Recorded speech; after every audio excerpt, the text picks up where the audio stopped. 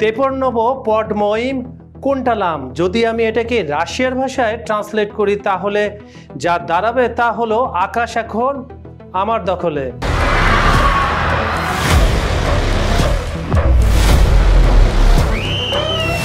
ইউরোপের আকাশ কখনো এত অনিশ্চয়তা হয়নি। আকাশেই এখন যুদ্ধের প্রথম পরীক্ষা।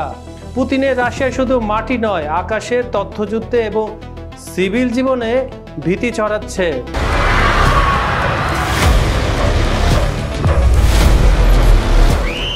গত কয়েক মাসে ইউরোপের বিভিন্ন স্থানে অচেনা ড্রোনের গতি, জঙ্গি বিমানের আনাগোনা, বেসামরিক বিমানবন্দরে সিস্টেম হ্যাক আর সীমান্তের ওপর প্রবিং মিশন, এসবই এক প্রশ্নের মুখে ফেলেছে সবাইকে।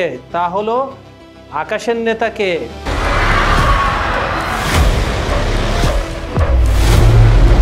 Vladimir Putin has won with 53. Ready, set, go.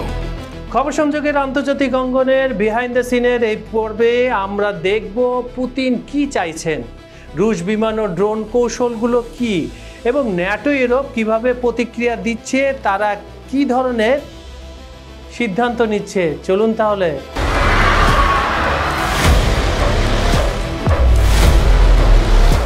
পুতিনের কৌশল কখনোই কেবল সরাসরি দখল নয়, এটি চলে অনেক স্তরে। যেমন আপনি বলতে পারেন রাজনৈতিক বিভাজন, সংকোচন ও প্রতিপক্ষের শক্তি যেন কমে যায়, সে ধরনের নানা টেকনিক। আকাশ, বিশেষ করে কনভেনশনাল বিমান ও দক্ষিণ থেকে আঘাত হানার বদলে সীমিত ড্রোন ও ইলেকট্রনিক ওয়ারফেয়ার, এই কৌশলের নিখুঁত সরঞ্জাম। ইউরোপকে বিচ্ছিন্ন করা, ন্যাটো সদস্যদের প্রতিধ্বনিতে দ্বিধা করা, এসবই হচ্ছে লক্ষ্য।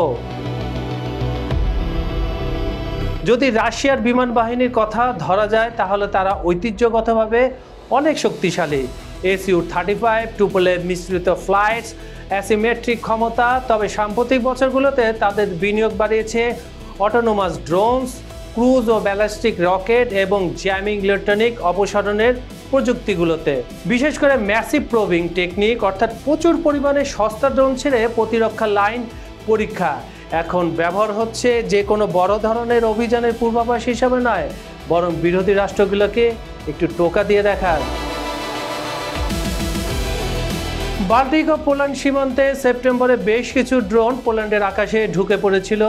অবশ্য সেগুলো আক্রমণ করেনি, তবে ন্যাটো এবং সদস্য রাষ্ট্রগুলোকে একেবারে ঘাবড়ে দিয়েছিল। এটি নিছক দুর্ঘটনা নয়, অনেক বিশ্লেষক এটাকে প্রোব হিসাবে ধরেছেন। প্রোব কি এটা আমি পূর্বেই আপনাদেরকে জানিয়েছি। আবার অনেক দেশের পতাকা ব্যবহার করে রাশিয়া শ্যাডো ফ্লিট বা ডার্ক ফ্লিট হিসাবে নিজেদের তেল অন্য দেশের নামে বিভিন্ন জায়গায় বিক্রি করছে, যা রাশিয়ার নিরাপদ জ্বালানি তেল রুট হিসাবে ব্যবহার হচ্ছে। আর এগুলো ধরা কারো পক্ষেই সম্ভব হচ্ছে না। রাশিয়ার এই কৌশলের কাছে মার খাচ্ছে প্রতিপক্ষরা।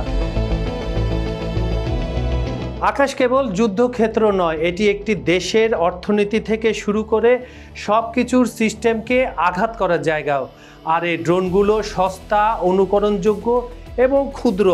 সেগুলো দিয়ে প্রাইভেট সেক্টর, বন্দর, বিমানবন্দর এবং গোয়েন্দা নেটওয়ার্ককে বিপদে ফেলা যায়। একই সঙ্গে ইলেকট্রনিক ও জ্যামিং ক্ষমতার যাত্রাপথ ও নেভিগেশন নষ্ট করে সামরিক আয়োজনে ঝুঁকি বাড়াতে পারে। উপায়গুলো দুই দফায় হচ্ছে। যদি আমরা নাম্বার 1 বলি, রিঅ্যাক্টিভ সেনাবাহিনী ও সামরিক প্রস্তুতি বাড়ানো, ফ্রিগেট ও ওয়ার্ডেড প্রতিরক্ষা মোতায়েন, এবং নাম্বার 2 প্রোঅ্যাক্টিভ ইউ স্তরে ড্রোন প্রকিউরমেন্ট সহজ করা, বর্ডার চেকস বৃদ্ধি করা এবং মেধাবী প্রযুক্তিকে আরও বিনিয়োগ বাড়ানো।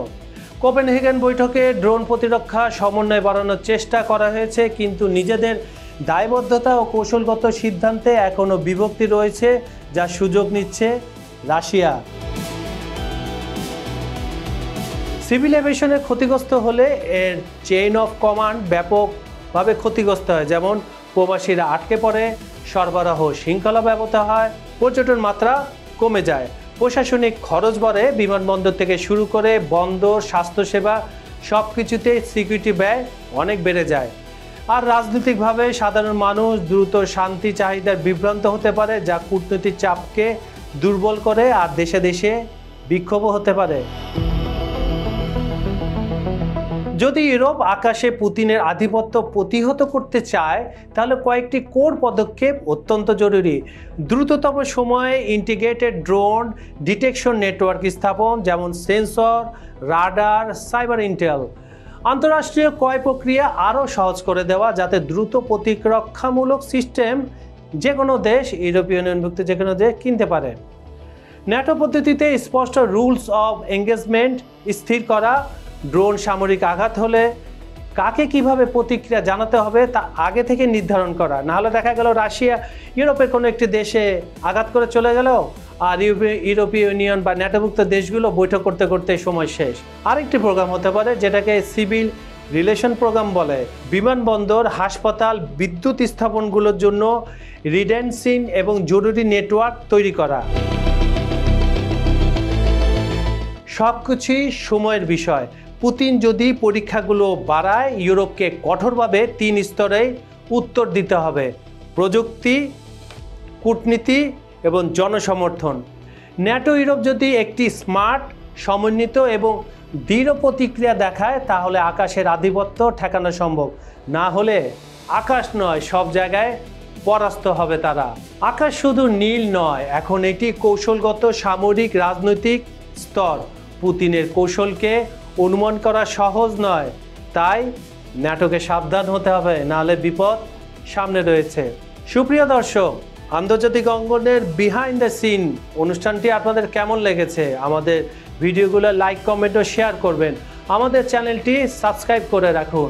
আজ এখানেই বিদায় নিচ্ছি। আপনাদের সঙ্গে এতক্ষণ ছিলাম আমি কাজল হায়দার। আগামীকাল আবার দেখা হবে একই সময় একই চ্যানেলে। ভালো থাকবেন সবাই, ধন্যবাদ।